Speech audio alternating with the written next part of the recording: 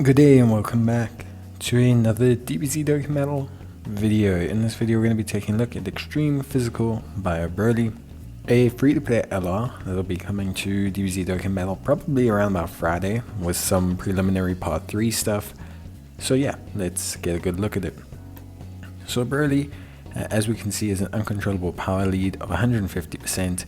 The reason why I say that he is a free-to-play LR is because he already has his EZA. If you look at him, he already has super attack level of 25, which seems to indicate that he is a free-to-play character, as it's very unlikely they would have a summonable character that EZAs. They did have that in the past, but I very much doubt they do it for an LR. Also based on the 150% lead and everything like that. Big Bad Bosses and Lineage, Berserker, Prepare for Battle, Fear and Faith, and Sharing the Limit is his link set. Sharing the Limit also indicates that he's a free-to-play character.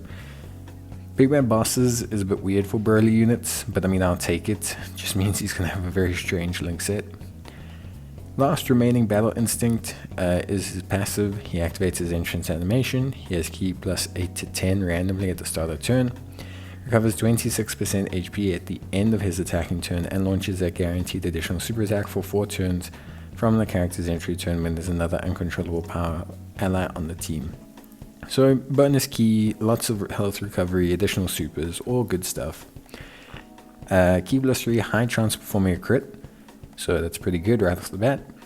And attack and defense of 180% and damage reduction of 30% when performing a super attack. Reduces damage received by 30% when all allies attacking the same turn are uncontrollable power. An additional chance of performing a critical hit plus 6% up to 30%, and damage reduction plus 6% up to 30% with each turn passed. And starting from the 7th turn from the start of battle, damage reduction rate minus 6% with each turn passed, no more than 30. So basically, he starts with 30%. On super, he'll have 60%. Every turn, he will gain 6% up to one turn where he'll have 90%. And then that will slowly drop after super, and then they'll slowly drop back down to 60% after super. 60% is still good. 180% defense still seems fine. High chance of critting means that you can build him full additional or evasion depending on what his super attack effects are. And 60% damage reduction after super is pretty good.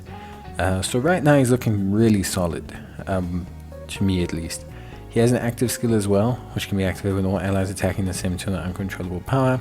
Category units starting from the 6th turn, massively raises attack, causes ultimate damage, guards all attacks, and directs enemies' attack towards a character for one turn. So that's pretty good.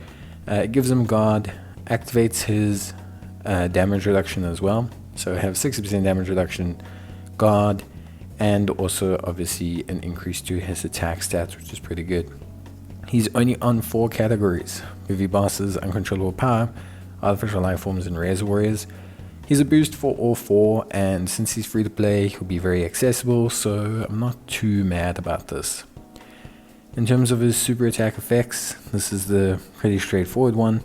Basically, he greatly raises attack for one turn, lowering attack on his 12 key, and then on his 18 key, he greatly raises attack and defense for one turn and causes mega colossal damage. Because of this, it feels like his best build is probably just to go full evasion. If you really want to use this guy for what he's there for being tanky.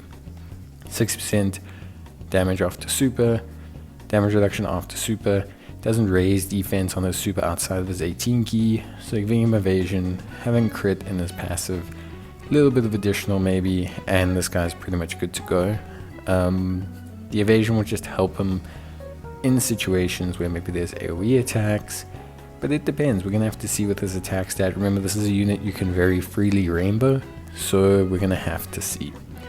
But let's take a look at his animations and take it from there. But it looks pretty good. I think for a free-to-play unit, he looks really, really solid.